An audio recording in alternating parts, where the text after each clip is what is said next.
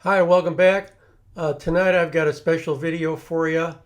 A buddy of mine named John, who worked with me with Cummins for many years, went to CAT, and well, watch and see. Hi, welcome back to Engine Shop Joe. Tonight we've got a special edition. You probably figured out it is going to be my CAT edition.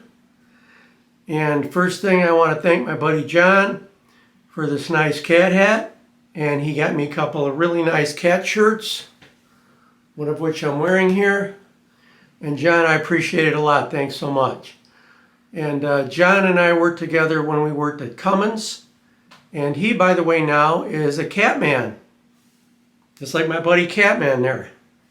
And he works at Caterpillar in parts. I think he does parts for dirt stuff, not on highway.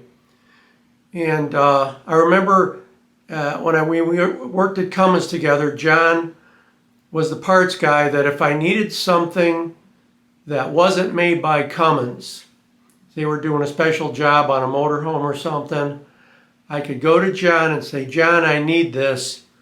I need a part that'll do this, or an electrical part, or a relay, or whatever. And I'd put them on it, and then I'd just walk away. And it might be a day, or a week or so, or an hour, and John would find what we needed. So John, you were an excellent parts man. And if I had my own company, I'd be sure to call this guy, that's you, John, and have you come work for me. So, not to bore you, tonight I wanted to tell you about my favorite CAT engine. Of course, I'm a Cummins guy. I don't really know that much about CAT at all. But back in 1973, a little history here, I had my first job out of high school, and it was at I took care of a fleet of trailers that were leased. And a guy came in, and I want to say it was a white Freightliner, but maybe it was a Kenworth. That was a long time ago, 1973. But anyway, I remember that it had a 1693 in it. And I remember he parked it on the pad, came in, and I went out to show him where his trailer he was picking up was at. And I go, that engine sounds like it's going to fall apart. And he was an old guy. He had gray hair and a chew in his mouth, and he goes, when they don't sound like that, you're in trouble, buddy. And he told me, he says, what you ought to do is quit your job here, get yourself a truck with a 1693 like mine. And he said, I haul pipe up to Alaska because they're going to be putting this thing in called the Alaska Oil Pipeline. And he said, they'll let some Cummins up there and they'll let some CAT, but they don't let the two-cycle Detroits because in the real cold weather, they don't do so well. And I didn't know what he meant by that, if it was starting or holding together or whatever.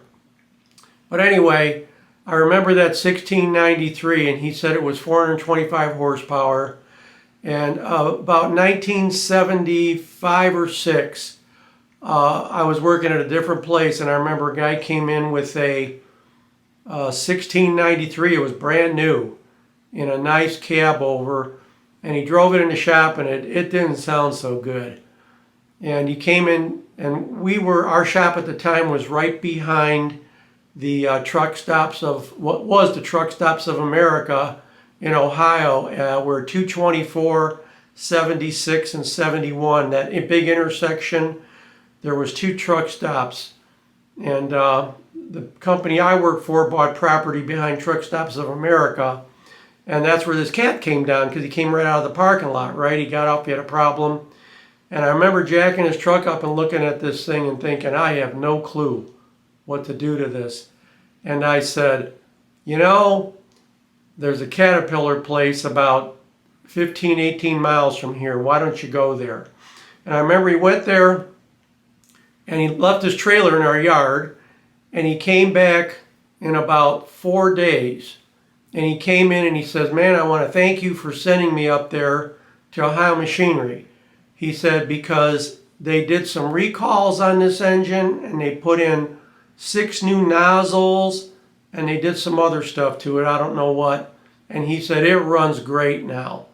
And I was happy because we didn't try to fix it for the guy. We sent him to Ohio Machinery, and that's before they had a truck shop. And that was the right thing to do. So Caterpillar is a very good engine, excellent dirt engine, and they're a good company. And I just happened to work for Cummins. I did start working I worked for Cat for a couple days.